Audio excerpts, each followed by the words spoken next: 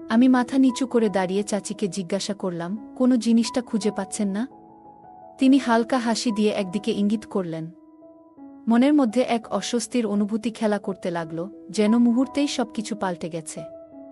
আমি পরিস্থিতি থেকে সরে যাওয়ার চেষ্টা করলাম, কিন্তু তিনি হঠাৎ আমার হাত ধরে বললেন, প্রয়োজনের অতিরিক্ত ভদ্র হবার দরকার নেই। যা বলছি সেটাই শোনো। তার কথায় মনের ভিতরে এক অদ্ভুত টান অনুভব করলাম। নিজেকে স্থির রাখা তখন কঠিন হয়ে পড়েছিল। চাচি দ্রুত আমার কাছে এসে দাঁড়ালেন। তারপর চাচি, বন্ধুরা, আজকের গল্পটা অনেক বেশি স্পেশাল। আশা করছি তোমাদের অনেক ভালো লাগবে। আর প্রতিদিন এমন গল্প শুনতে চাইলে ভিডিওটি লাইক, শেয়ার এবং চ্যানেলটি সাবস্ক্রাইব করো প্লিজ। আমি বাইরে সোফায় বসে টিভি দেখছিলাম। প্রায় 25 দিন হলো চাচার বাড়িতে আছি। চাচা বেশিরভাগ সময় বিদেশে থাকেন, তাই তাদের অনুপস্থিতিতে আমি প্রায়ই তাদের বাড়িতে থাকি। তবে এবার চাচা আমাকে একটু অন্যরকম কথা বললেন। তার চোখে অপারেশন হয়েছে এবং ডাক্তার বলেছিলেন যে আগামী 1 মাস তার চোখে ব্যান্ডেজ থাকবে। এই সময়টায় তিনি চাচ্ছিলেন আমি যেন তার পাশে থেকে তাকে সাহায্য করি, কারণ তিনি কিছুই দেখতে পারছিলেন না এবং তার স্ত্রীও এখনো ছোট। এজন্যই তিনি আমার সাহায্য চেয়েছিলেন। তবে আমি জানতাম না যে এই সাহায্য আমার জন্য কতটা কঠিন হতে চলেছে। একদিন হঠাৎ ফোন বেজে উঠল। দেখি চাচার কল। চাচা জানালেন তিনি বাড়ির দরজার বাইরে দাঁড়িয়ে আছেন। আমি দ্রুত গিয়ে দেখি চাচা তার 22 বছরের স্ত্রীর সাথে দাঁড়িয়ে আছেন। এই প্রথমবার চাচির সাথে আমার দেখা হলো, কারণ এর আগে চাচা যখনই ফিরতেন আমি এখানে উপস্থিত থাকতাম না। চাচিকে দেখে কিছুক্ষণ থমকে গেলাম। তার সৌন্দর্য দেখে মনে হলো এমন মেয়ের মতো রূপসী আমি আগে কখনো দেখিনি। যে কোনো পুরুষ তার সৌন্দর্যে মুগ্ধ হতে বাধ্য। চাচা বিদেশে থাকাকালীন চাচির সাথে পরিচয় হয়েছিল এবং সেখানেই তারা বিয়ে করেছিলেন। চাচির সৌন্দর্য দেখে আমার মনে হচ্ছিল চাচা সত্যিই ভাগ্যবান। কিন্তু চাচির চোখে আমি এক ধরনের রহস্যময় দৃষ্টি লক্ষ্য করছিলাম, যা আমাকে কিছুটা অস্বস্তি দিচ্ছিল। চাচা আমাকে ডাকছিলেন, কিন্তু আমার চোখ চাচির দিকেই ছিল। আমি দ্রুত চাচার প্রশ্নের উত্তর দিয়ে তাদের ঘরে নিয়ে গেলাম। ঘরে ঢোকার সময় হঠাৎ আমার কাঁধে কারো হাতের স্পর্শ অনুভব করলাম। ঘুরে দেখি চাচি এক রকম অদ্ভুত হাসি নিয়ে আমার দিকে তাকিয়ে আছেন। চাচি আমার দিকে এমনভাবে তাকিয়ে হাসছিলেন যেন হাজারো প্রশ্ন লুকিয়ে আছে তার সেই হাসিতে। আমি কোনো উত্তর দিতে চাইছিলাম না, কারণ আমি জানতাম উত্তর দিলে হয়তো এমন কিছু হতে পারে যা চাচার জন্য ভালো হবে না। আমি দ্রুত চাচাকে ঘরের ভেতর নিয়ে এলাম এবং তাকে বসতে বললাম। তখনই চাচির কণ্ঠ শুনলাম, কুনাল, একটু বলো তো রান্নাঘরে কোনো জিনিস কোথায় রাখা আছে? তার কথায় আমি একটু অস্বস্তি অনুভব করলাম। তার প্রথম দেখাতেই মনে হয়েছিল যে তিনি সঠিক চরিত্রের কেউ নন, তবে আমিও জানতাম বাড়ির সম্মানের ব্যাপার রয়েছে। আমি চাই না আমার জন্য এমন কাউকে এই সম্মান নষ্ট হতে দেব। তাই নিজেকে সামলিয়ে যতদূর সম্ভব তার থেকে দূরে থাকার চেষ্টা করছিলাম। কিন্তু যতবার দূরে যেতে চাইতাম তিনি ততবার আমার কাছে আসার চেষ্টা করছিলেন। চাচা তখন বললেন, যাও, তোমার চাচিকে রান্নাঘরের বিষয়টা বুঝিয়ে দাও। নিরুপায় হয়ে উঠে দাঁড়ালাম এবং রান্নাঘরের দিকে এগোলাম। দরজার কাছে পৌঁছে দেখি চাচি যেন অন্য এক রকমভাবে তাকিয়ে আছেন, যা আমাকে কাঁপিয়ে তুলেছিল। এই পরিস্থিতি আমাকে নিঃসন্দেহে অস্বস্তিতে ফেলে দিয়েছিল। আমি সামনে থাকা দৃশ্য থেকে চোখ সরাতে চাচ্ছিলাম, কিন্তু কিছুতেই তা সম্ভব হচ্ছিল না। আমার 22 বছর বয়সী চাচি আমার দিকে তাকিয়ে মৃদু হাসছিলেন, আর এতে আমার হৃদয় দ্রুত স্পন্দিত হচ্ছিল। হঠাৎ তার কণ্ঠ শুনতে পেলাম, আরে কুনাল, ওখানে কেন দাঁড়িয়ে আছো? এখানে এসে দেখাও তো রান্নাঘরের জিনিসপত্র কোথায় আছে। চাচির কথা বলার ভঙ্গি এমন ছিল যেন সেটি একদম স্বাভাবিক, কিন্তু আমার জন্য এই মুহূর্তটা ছিল ভীষণ অস্বস্তিকর। আমি চোখ নামিয়ে নিলাম, কারণ জানতাম বেশি সময় তাকিয়ে থাকলে নিজের উপর নিয়ন্ত্রণ হারাতে পারি, যা কোনোভাবেই চাইনি। আমি যখন তার কাছাকাছি দাঁড়ালাম তখন হঠাৎ তিনি আমার কাঁধে হাত রাখলেন। মনে হলো শরীরে যেন বিদ্যুৎ খেলে গেল, আর আমি তাড়াতাড়ি পিছিয়ে দাঁড়ালাম। আমাকে দেখেই তিনি মুচকি হেসে বললেন, বাহ, তুমি তো আসলেই বেশ সৎ। ভাবতেই পারিনি তুমি এতটা সরল। আমার ধারণা ছিল তোমার চরিত্র অন্যরকম। তার কথা শুনে আমি হতভম্ব হয়ে গেলাম। এমনভাবে বলছিলেন যেন আমার পুরো জীবনটাই তিনি জানেন। তার এমন কথায় যেন আকাশ ভেঙে মাথায় পড়ল। এমন কিছু কথা ছিল যা আমার পরিবারের কেউই জানত না। এমনকি বেশিরভাগ বন্ধুর কাছেও কখনো বলিনি। তাই চাচির মুখে এসব কথা শুনে আমি অবাক হয়ে গেলাম। তিনি আমার দিকে তাকিয়ে হাসলেন এবং বললেন, তোমার এত অবাক হওয়ার দরকার নেই, আমার জন্য এসব জানা কঠিন কিছু না। এই কথা বলেই তিনি চোখ মারলেন। তখনই বুঝতে পারলাম এই মহিলা খুবই চালাক এবং তার সাথে কোনো ঝামেলায় জড়ানো মানে নিজের বিপদ ডেকে আনা। তাই আমি ঠিক করলাম আর বেশি সময় এখানে না থেকে বাড়ি ফিরে যাব। আমি মাথা নিচু করে দাঁড়িয়ে চাচিকে জিজ্ঞাসা করলাম, কোনো জিনিসটা খুঁজে পাচ্ছেন না? তিনি হালকা হাসি দিয়ে একদিকে ইঙ্গিত করলেন। মনের মধ্যে এক অস্বস্তির অনুভূতি খেলা করতে লাগল, যেন মুহূর্তেই সবকিছু পাল্টে গেছে। আমি পরিস্থিতি থেকে সরে যাওয়ার চেষ্টা করলাম, কিন্তু তিনি হঠাৎ আমার হাত ধরে বললেন, প্রয়োজনের অতিরিক্ত ভদ্র হবার দরকার নেই। যা বলছি সেটাই শোনো। তার কথায় মনের ভিতরে এক অদ্ভুত টান অনুভব করলাম। নিজেকে স্থির রাখা তখন কঠিন হয়ে পড়েছিল। চাচি দ্রুত আমার কাছে এসে দাঁড়ালেন। তাকে আবারও দেখতে গিয়ে মন আবারও অস্থির হয়ে পড়ল। কিন্তু তার দিকে এগোনোর আগেই হঠাৎ কারো পায়ের আওয়াজ পেলাম। চাচা এসে পড়েছিলেন। আমি তাড়াতাড়ি সরে দাঁড়ালাম। আমাকে দেখে চাচি মুখ বাঁকালেন এবং বললেন, ভয় পেও না, তিনি কিছুই দেখতে পাবেন না। তার কথায় কোনো উত্তর না দিয়ে আমি চাচার কাছে গেলাম এবং জিজ্ঞাসা করলাম, আপনার কিছু লাগবে কি? তিনি মাথা নাড়িয়ে বললেন, না, আমার কিছুই লাগবে না। তবে আমি চাই তুমি। চাচা আমাকে বললেন, তোমার চাচিকে ফার্ম হাউসে নিয়ে যাও, কারণ এখান থেকে যাওয়ার আগে থেকেই সে সেখানে যাওয়ার জন্য খুব উৎসাহী ছিল। তুমি জানো সেই এলাকাটা কত সুন্দর। যখন তাকে ফার্ম হাউসের ছবিগুলো দেখালাম, তখন থেকেই সে যাওয়ার জন্য অস্থির হয়ে পড়েছে। আমি একবার চাচির দিকে তাকালাম আর দেখলাম তিনি আমাকে এক অদ্ভুত দৃষ্টিতে দেখছেন। হঠাৎ তিনি এমনভাবে ইশারা করলেন যে আমার লজ্জায় মাথা নিচু হয়ে গেল। মনে হলো চাচাকে না বলে দিই, কিন্তু চাচা অনেকটা অনুরোধের সুরেই আমাকে বলেছিলেন। আমি চাচাকে আমাদের সাথে যেতে বললাম, কিন্তু তিনি ক্লান্তির কথা জানিয়ে থেকে যেতে চাইলেন। তিনি বললেন, আমি এখানে বিশ্রাম নেব, তোমরা দুজনেই যাও। চাচিও উৎসাহ নিয়ে বললেন, তাহলে আর দেরি কেন, তাড়াতাড়ি চলো। এই বলে তিনি আমার হাত ধরে টেনে সামনের দিকে নিয়ে যেতে শুরু করলেন। আমি পেছনে ফিরে চাচার দিকে তাকালাম, কিন্তু তিনি অন্যদিকে মনোযোগী ছিলেন এবং আমাদের দিকে ফিরেও তাকাচ্ছিলেন না। এদিকে চাচি আমার হাত শক্ত করে ধরে রেখেছিলেন, যার স্পর্শে আমি অস্বস্তিতে পড়ে যাচ্ছিলাম। অবশেষে এক ঝটকায় হাতটা ছাড়িয়ে নিলাম। আমি তাকে কড়া সুরে বললাম, আমার সাথে এমন আচরণ করার কোনো প্রয়োজন নেই। তুমি যেভাবে আমাকে ভাবছ, আমি সেরকম নই, আর তোমার কোনো ইচ্ছাও আমি পূরণ করব না। আমার কথা শুনে তার চোখে জল চলে এলো, কিন্তু আমি তার দিকে আর একবারও তাকালাম না। তাই এতে আমার কোনো প্রভাব পড়ল না। তবে মনে হচ্ছিল 22 বছর বয়সী একটি মেয়ে আমার সামনে দাঁড়িয়ে এবং এই মুহূর্তে সে আমার উপর নির্ভরশীল। এমন ভাবনাই আমাকে ভীষণ অস্থির করে তুলেছিল। আমি দ্রুত সেখানে থেকে সরে এসে নিজের ঘরে চলে এলাম। বুক ভরে শ্বাস নিচ্ছিলাম, কিন্তু বুঝতে পারছিলাম না কিভাবে এই সমস্যার সমাধান করব। তার আচরণে আমি বেশ বুঝতে পেরেছিলাম নিজেকে নিয়ন্ত্রণ করা আমার পক্ষে সহজ হবে না। অবশেষে বুঝতে পারলাম আমারও সীমাবদ্ধতা আছে এবং অনেকক্ষণ ধরে নিজেকে নিয়ন্ত্রণ করা সম্ভব নয়। সেই সাথে মনে হচ্ছিল সুযোগ এখনই আমার সামনে। কিন্তু এমন চিন্তা মাথায় আসতেই দুহাতে নিজের মাথা চেপে ধরলাম এবং মনে মনে নিজেকে শান্ত রাখার চেষ্টা করতে লাগলাম। হঠাৎ শরীরটা খারাপ লাগতে শুরু করলো, তাই চাচার কাছে গিয়ে বললাম, আজ হয়তো আমি যেতে পারবো না। কিন্তু তখনই চাচিকে সুন্দর পোশাক পরে দাঁড়িয়ে থাকতে দেখলাম এবং এক মুহূর্তে থমকে গেলাম। তাকে দেখে মনে হচ্ছিল যেন এক অনন্য সৌন্দর্যের ঝলক দেখা দিচ্ছে। আমি দৃষ্টি সরিয়ে নেওয়ার চেষ্টা করলাম, কিন্তু বারবার চোখ ফিরে যাচ্ছিল। মনে হচ্ছিল নিজের আবেগকে সামলে রাখা কঠিন হয়ে পড়ছে। সেই মুহূর্তে ভাবলাম, হয়তো তার ইচ্ছাটি সম্মান জানানোই সঠিক হবে। যদি সে নিজেই এতে স্বাচ্ছন্দ্য বোধ করে, তবে আমি কেন পিছু হটব? এমনটা ভেবে অজান্তেই মুখে এক রহস্যময় হাসি ফুটে উঠল।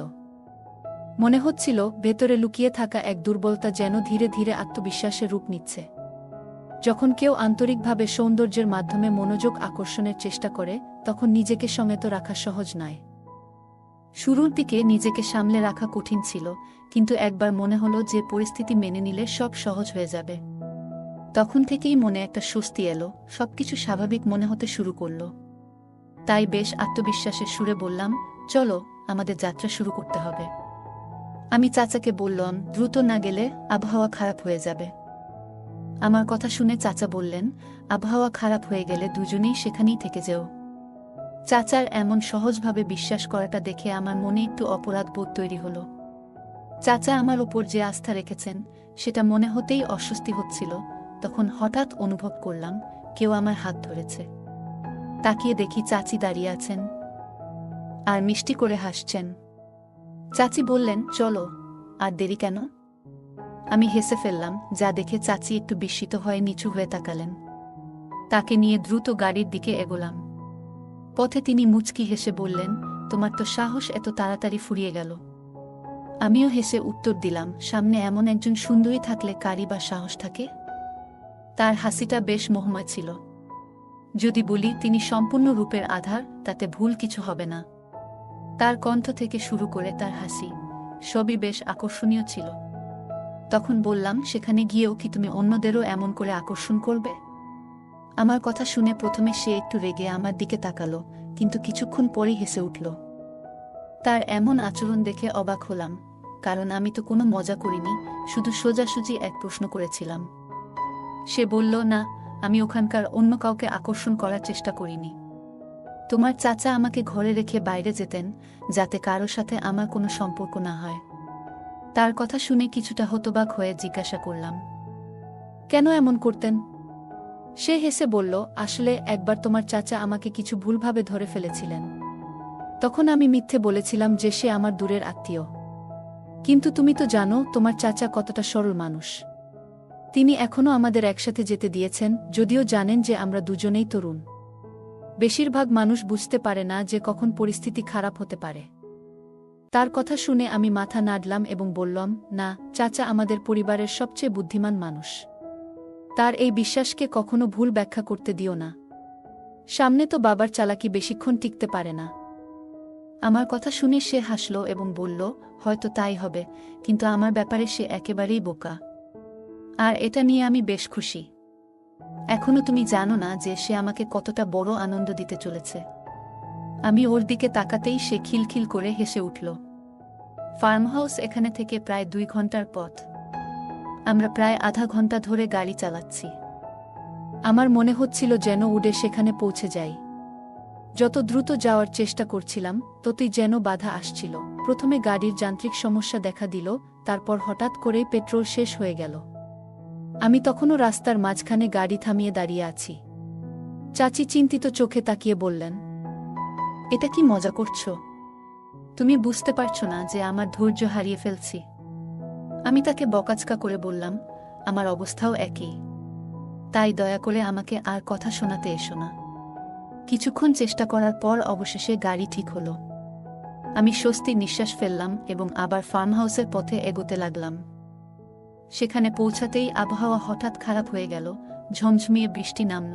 বাইরে এমন আবহাওয়ায় গাড়ি চালানো মানেই বিপদকে আমন্ত্রণ জানানো। আমাকে দেখে চাচি হাসতে লাগল এবং বলল, দেখো, প্রকৃতিও আজ আমাদের পাশে আছে, মানে আজকের দিনটা আমাদের। ওর কথা শুনে আমিও একটু হেসে ফেললাম। তখন আমরা ফার্ম হাউজে এর সামনে ছিলাম। আমরা সেখানে দাঁড়িয়ে কথা বলছি, এমন সময় হঠাৎ পেছনে কারো উপস্থিতি অনুভব করলাম।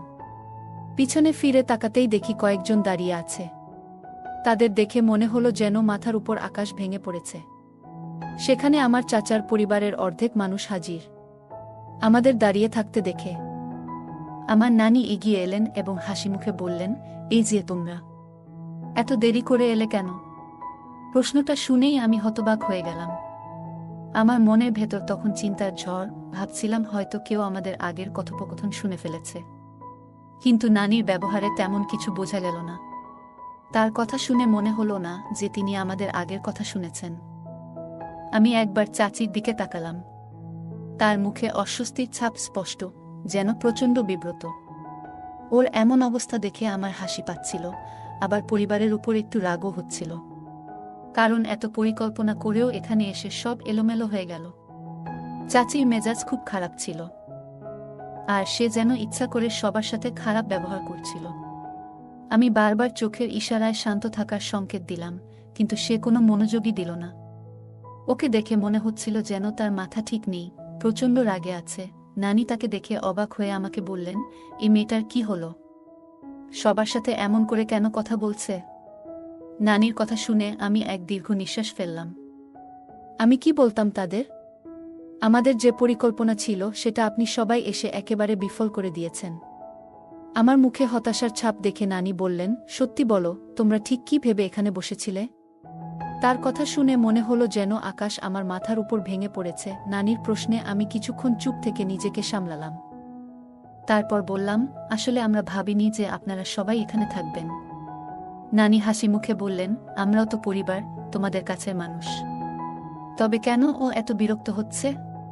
তার কথায় আমি কাঁধ ঝাঁকিয়ে কিছু না বোঝার ভঙ্গি করলাম, আর নানি খুশি মনে আরও কিছু বলতে লাগলেন। আমি তখন চুপচাপ বসে সবার কথাবার্তা শুনছিলাম। হঠাৎ অনুভব করলাম কেউ আমার দিকে তাকিয়ে আছে। আমি বুঝতে পারছিলাম না কে, তবে কিছুক্ষণ পরেই ভুল ভাঙল।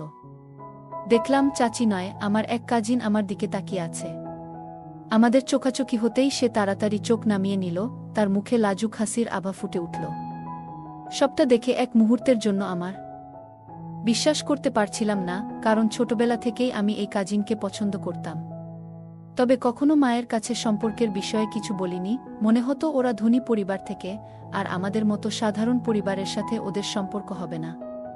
কিন্তু ওর আজকের এই তাকানোর ভঙ্গি আর মৃদু হাসি বলে দিচ্ছিল যে সম্ভবত সেও আমাকে পছন্দ করে এবং কাছে টানতে চায়। আমিও হেসে ওর দিকে তাকালাম। ঠিক তখনই মনে হলো কেউ যেন আমায় খোঁচা দিল।